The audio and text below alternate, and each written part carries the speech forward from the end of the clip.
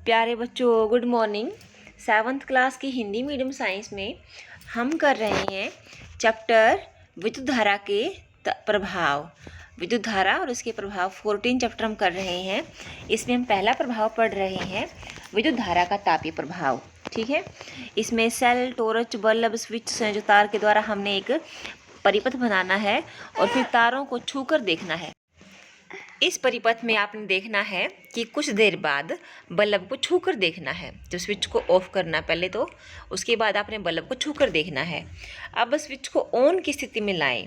ठीक है बेटा, पहले स्विच को आपने ऑफ रखना है और फिर उसको बल्ब को हाथ लगाकर देखना है गर्म है कि ठंडा है। अब कुछ देर तक आपने स्विच को ऑन करना है, लगभग 1 मिनट या कुछ अधिक टाइम के लिए। अब फिर आप स्विच को ऑफ कर दो और बल्ब को छू कर देखो। ठीक है बेटा, आप कोई अंतर पाते हैं? स्विच को ऑफ की स्थिति में लाकर कुछ समय पश्चात फिर से बल्ब को छू कर देखिए, फिर और भी ज़्यादा गर्म हो जाएगा। ठीक है बेटा, क्रियाकलाप 14.3 में देखिए क्या करना है। चित्र 14.10 में दर्शाए अनुसार विद्युत परिपथ बनाना है। लगभग 10 सेंटीमीटर लंबा निक्रोम तार का एक टुकड़ा लेकर इसे 2 किलो के बीच बांधना है। निक्रोम का तार, नाइक्रोम या निक्रोम का तार बेटा आपको किसी न किसी इलेक्ट्रिशियन की शॉप पे मिल जाएगा, या फिर अगर आपको नहीं, आपको घर में अरेंज कर सकते हैं। तो जो आपका हीटर होता है ना बेटा, हीटर का तार क्या होता है? निक्रोम का तार होता है। ठीक है, आप वो ले सकते हैं। हीटर के आ गया ना बेटा, देखो हीटर के बेकार तापन अवयव का तार उपयोग में ला सकते हैं। इस तार को स्पर्श कीजिए। अब स्विच को ऑन की स्थिति में लाकर परिपथ में विद्युत धारा प्रवाहित कीजिए। कुछ सेकंड के पश्चात तार को स्पर्श कीजिए। ठीक है ना, इसे अधिक समय तक पकड़े मत रखिए क्योंकि ज़्यादा गर्म हो जाएगा और आप जल सकते हैं। परिपथ में विद्युत धारा बंद कीजिए। कुछ मिनटों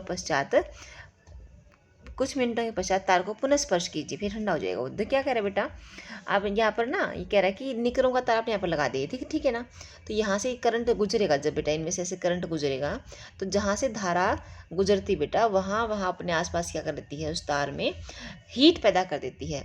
और जो निक्रोम का तार है ना बेटा, वो तार इस प्रकार का कि इसमें हीट सबसे ज़्यादा होती है और भी ज़्यादा हो जाती है हीट इसमें। ठीक है ना, ऊष्मा बहुत ज़्यादा हो जाती है इसमें। तो इस प्रकार से आप देखते हैं कि विद्युत धारा का तापीय प्रभाव होता है। ठीक है बेटा, सावधान क्या कर रहा है इसमें, ये स्विच को ऑन की स्थिति में अधिक समय तक न रखें। ऐसा करने से सेल अतिशीघ्र दुर्बल हो सकता है। सेल का जो मैटर है ना बेटा, खत्म हो जाएगा। जब किसी तार से कोई धारा प्रवाहित होती है तो वह तप्त हो जाता है। तार तप्त यानी कि गर्म हो जाता है बेटा। इसे विद्युत धारा का तापीय प्रभाव कहते हैं। क्या आप किसी ऐसे विद्युत साधित्र का नाम बता सकते हैं जिसमें विद्युत धारा के तापीय प्रभाव का उपयोग होता है? ऐसे साधित्रों की सूची बनाइए। बेटा सोचो, हमारे घरों में किस पदार्थ को हम लोग गर्म करके इस्तेमाल करते हैं? इस्त्री को। ठीक है ना बेटा, इमर्जन राड जो होती है गर्म पानी करने की, उसको, हीटर को।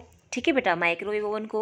तो सारे क्या है बेटा, ये सारे तापीय अवयव हैं, तापीय प्रभाव पर चलने वाले विद्युत साधित्र हैं। अपने कमरे को गर्म करने के लिए, खाना पकाने में उपयोग होने वाले आपने इलेक्ट्रिक हीटर देखे होंगे। इन सभी में तारों की कुंडली होती है। तार की इस कुंडली को विद्युत तापन अवयव या केवल अवयव या एलिमेंट, या फिर इसको फिलामेंट भी कहते हैं बेटा। क्या कहते हैं? फिलामेंट भी कहते हैं। ठीक है ना, या फिर ओनली एलिमेंट भी कहते हैं।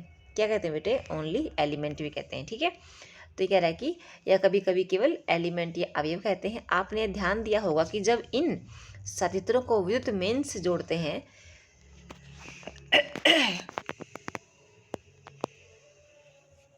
विद्युत मेन से संयुक्त करके स्विच को ऑन की स्थिति में लाते हैं तो इनके अवयव रक्त तप्त होकर, बिल्कुल लाल होकर ऊष्मा देने लगते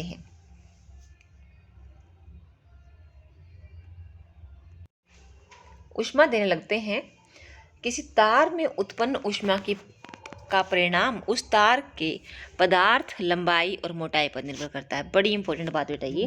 किसी तार में उत्पन्न ऊष्मा कितनी होगी, उस तार का पदार्थ, किस पदार्थ से वो तार बना हुआ है, उसकी लंबाई कितनी है और मोटाई कितनी है। ठीक है बेटा, देखो लंबाई, जितनी ज़्यादा लंबाई होगी ना उतना ही ज़्यादा वो ऊष्मा तार देगा। इसीलिए हम तार को लंबा करने के लिए उसको यूँ इस प्रकार से हम उसको क्या करते हैं, स्प्रिंग रूप में लाते हैं। ठीक है बेटा, तो तार जितना लंबा होगा बेटा उतनी ही ऊष्मा ज़्यादा होगी।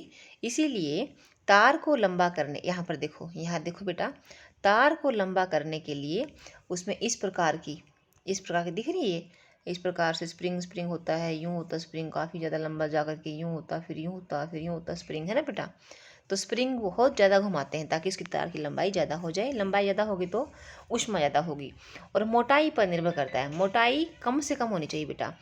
तार अगर मोटा होगा तो ऊष्मा उतनी ही कम होगी, ठीक है बेटा। तो तार पतला करते हैं और लंबा करते हैं। अतः विभिन्न आवश्यकताओं के लिए विभिन्न पदार्थों तथा विभिन्न लंबाई एवं मोटाई के तार उपयोग किए जाते हैं, ठीक है ना। जहाँ पर ऊष्मा कम करनी हो वहाँ तार छोटा कर देते हैं और तार को मोटा कर देते हैं। जहाँ ऊष्मा ज़्यादा करनी हो वहाँ पर तार को लंबा और पतला कर देते हैं, ठीक है बेटे। विद्युत परिपथों को जोड़ने में प्रयोग होने वाले तार, संयोजित तार, सामान्यतः गर्म नहीं होते हैं, ठीक है बेटा। यानी कि जो तारे हैं ना, हमारे पास जो तारें हैं वो तो गर्म नहीं होती, लेकिन जो तापीय साधितर हैं, जो हीटर है, इस्त्री है, इनके तार तो बहुत ज़्यादा गर्म हो जाते हैं, जो तापन अवयव है ना बेटा। तो इसके विपरीत तो कुछ विद्युत साधितों के अवयव इतने तप्त हो जाते हैं कि आसानी से दिखाई देते हैं। विद्युत बल्ब के तंतु इतने उच्च ताप पर तप्त हो जाते हैं कि दीप्त होकर प्रकाश देना आरंभ कर देते हैं। ये इस पदार्थ की विशेषता है कि इसको ऊष्मा मिलते ही बेटा इसको विद्युत मिलते ही यह प्रकाशित हो जाएगा। यह जो तंतु होता है बेटा वह टंगस्टन, हिंदी में भी और इंग्लिश में भी हम टंगस्टन ही कहते हैं। टंगस्टन नाम की धातु से बना होता है, जो कि गर्म होकर ऊष्मा देने लगती है, गर्म होकर प्रकाश देने लगती है। ये उसका एक करैक्टर है, ये उसका यूँ कहें एक गुण है बेटा, ठीक है।